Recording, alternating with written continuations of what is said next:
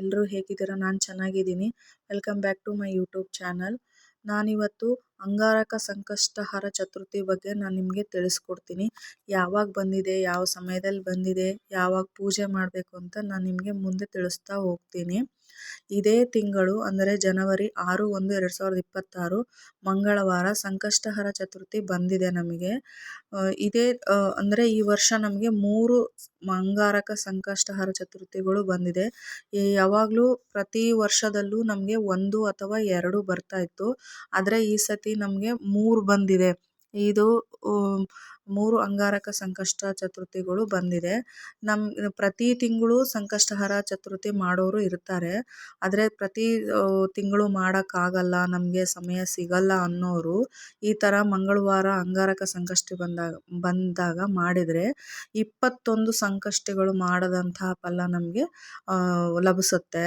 ಆದ ಕಾರಣ ಎಲ್ಲರೂ ಈ ಸಂಕಷ್ಟಿ ಮಂಗಳವಾರ ಯಾವತ್ತು ಬರುತ್ತೆ ಅದು ನೋಡ್ಕೊಂಡ್ಬಿಟ್ಟು ಕ್ಯಾಲೆಂಡ್ರಲ್ಲಿ ಮಾಡಿದರೆ ನಮಗೆ ಪೂರ್ಣ ಫಲ ಸಿಗುತ್ತೆ.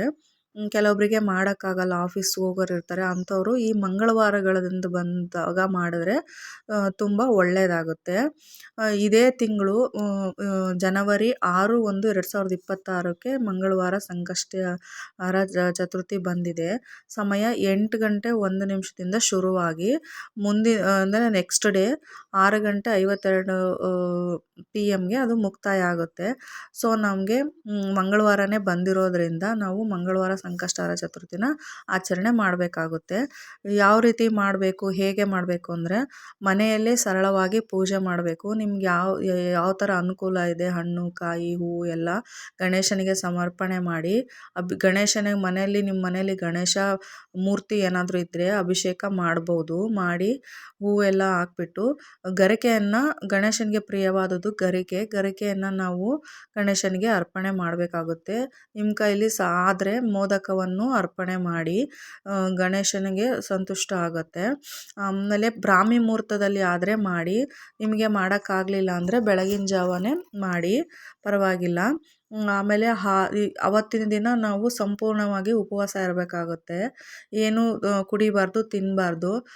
ನಮಗೆ ಪ್ರೆಗ್ನೆಂಟ್ ಇದ್ದಾರೆ, ವಯಸ್ಸಾದವರು ಇದ್ದಾರೆ, ಮಕ್ಕಳಿದ್ದಾರೆ, ನಮಗೆ ಆಗಲ್ಲ ಅನ್ನೋರು ಹಾಲು ಹಣ್ಣು ತೊಗೋಬೋದು. ತುಂಬ ಸುಸ್ತಾಗ್ತಿದೆ ಅಂದರೂ ಪರವಾಗಿಲ್ಲ, ಹಾಲು ಹಣ್ಣು ತೊಗೋಬೋದು, ಏನೂ ಆಗಲ್ಲ. ಆದರೆ ಉಪವಾಸ ಇದ್ದರೆ ತುಂಬ ಒಳ್ಳೆಯದು. ಕೆಲವೊಬ್ಬರು ನೀರು ಸಹ ಕುಡಿದೇ ಮಾಡ್ತಾರೆ, ಅದಿನ್ನೂ ತುಂಬ ಒಳ್ಳೆಯದು. ಬಟ್ ಆಗಲ್ಲ ನಮ್ಮ ಕೈಲಿ ಅನ್ನೋರು ಹಾಲು ಹಣ್ಣು ತೊಗೋಬೋದು. ಅದೇ ರೀತಿ ಸಾಯಂಕಾಲವರೆಗೂ ನಾವು ಉಪವಾಸ ಇರಬೇಕಾಗುತ್ತೆ.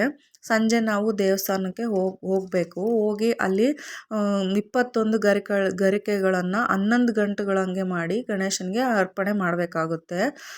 ಅಷ್ಟೊಂದು ಸಿಕ್ಕಿಲ್ಲ ಅಂದರೂ ಪರವಾಗಿಲ್ಲ, 21 ಗರಿಕೆನಾದ್ರೂ ಗಣೇಶನಿಗೆ ಅರ್ಪಣೆ ಮಾಡ್ಬೋದು. ಅದೇ ರೀತಿ 21 ಮೋದಕನ ಹಾರ ಥರ ರೂಪದಲ್ಲಿ ಮಾಡ್ಕೊಂಬಿಟ್ಟು ಅದನ್ನು ಗಣೇಶನಿಗೆ ಅರ್ಪಣೆ ಮಾಡಿದ್ರೆ ತುಂಬ ಒಳ್ಳೆಯದು. ನೀವು ಅನುಕೂಲಸ್ಥರಾಗಿದ್ದರೆ ತುಪ್ಪದ ದೀಪ ಹಚ್ಬೋದು, ಬೆಲ್ಲದ ದೀಪ ಹಚ್ಬೋದು, ಮೋದಕ ಹಾರ ಮಾಡಿ ಗಣೇಶನಿಗೆ ಅರ್ಪಣೆ ಮಾಡಬೇಕಾಗುತ್ತೆ. ಅಲ್ಲಿ ಏನಾದರೂ ಪ್ರಸಾದ ಕೊಟ್ಟರೆ ತಗೊಳ್ಳಿ, ಬಟ್ ಅನ್ನದ ರೂಪದಲ್ಲಿ ಕೊಟ್ಟರೆ ಏನೂ ತಗೋಬೇಡಿ. ಅನ್ನ ಅವತ್ತು ಸೇವಿಸೋ ಹಾಗಿಲ್ಲ. ಹಾಲು ಹಣ್ಣು ಬೇರೆ ಏನಾದರೂ ಅವಲಕ್ಕಿ ಥರ ಏನಾದರೂ ಕೊಟ್ಟರೆ ಪ್ರಸಾದ ರೂಪದಲ್ಲಿ ಸ್ವೀಕಾರ ಮಾಡಬೇಕು. ಈ ವರ್ಷದಲ್ಲಿ 3 ಬಂದಿದೆ. ಅದು ಮೊದಲನೇ ತಿಂಗಳು ಜನವರಿಲೇ ಬಂದಿರೋದು ಒಳ್ಳೆಯದು. ಈ ಪ್ರತಿ ತಿಂಗಳು ನಮಗೆ ಮಾಡೋಕ್ಕಾಗಲ್ಲ, ಈ ಥರ ಸಂಕಷ್ಟಿಗಳು ಪ್ರತಿ ತಿಂಗಳು ಸಂಕಷ್ಟಿ ಬರುತ್ತೆ, ಮಾಡೋಕ್ಕಾಗಲ್ಲ ಅಂತ ಅನ್ನೋರು ಈ ಒಂದು ಸಂಕಷ್ಟಿ ಮಾಡಿದ್ರೆ 21 ಸಂಕಷ್ಟಿಗಳಿಗೆ ಸಮ ಅಂತ ಹೇಳ್ತಾರೆ. ಸೊ ಆದ ಕಾರಣ ಎಲ್ಲರೂ ಮಾಡಿದರೆ ತುಂಬ ಒಳ್ಳೆಯದಾಗುತ್ತೆ.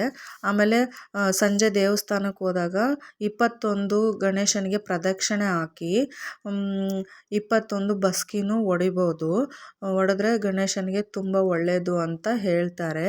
ಉಪವಾಸ ಇದ್ದು ಈ ಪೂಜೆನ ಆಚರಣೆ ಮಾಡಿದರೆ ಒಳಿತು ಆಗುತ್ತೆ, ನಮಗೆ ಗಣೇಶ ಬೇಗ ವರ ಕೊಡ್ತಾನೆ ಅಂತ ಹೇಳ್ತಾರೆ. ಆದ ಕಾರಣ ನೀವೆಲ್ಲ ಉಪವಾಸದಿಂದ ಮಾಡಿದರೆ ತುಂಬ ಒಳ್ಳೆಯದು.